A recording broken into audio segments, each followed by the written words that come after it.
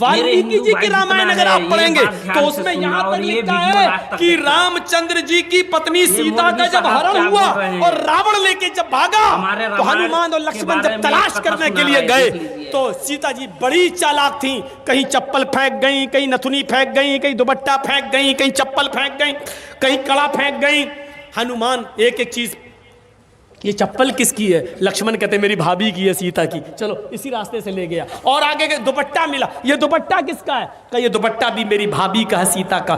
चलो और आगे चलो, इसी रास्ते से लेकर गया और आगे बढ़े। एक एक चीज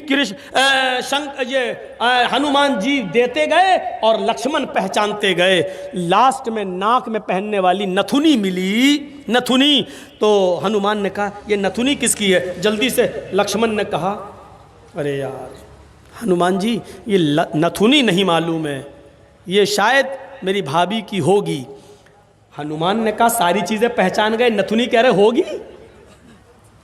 तो हनुमान जी के इस प्रश्न पर क्या जवाब दिया लक्ष्मण ने? हनुमान जी ये नथुनी अगर मेरी भाभी की थी भी तो मेरी भाभी नाक में पहनती थी, इसलिए मैं नहीं पहचान पा रहा हूं, क्योंकि मैंने आज तक अपनी भाभी का चेहरा नहीं देखा। कहा क्यों?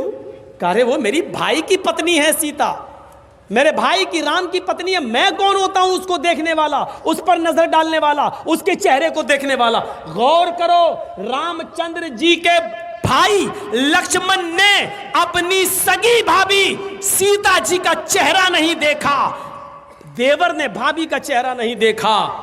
ये हिंदू धर्म की मनुष्य आज वाल्मीकि रामायण आज तक कह रही है, आज तक ये सबसे पुरानी रामायण है वाल्मीकि की, जो 2000 साल पहले लिखी गई है।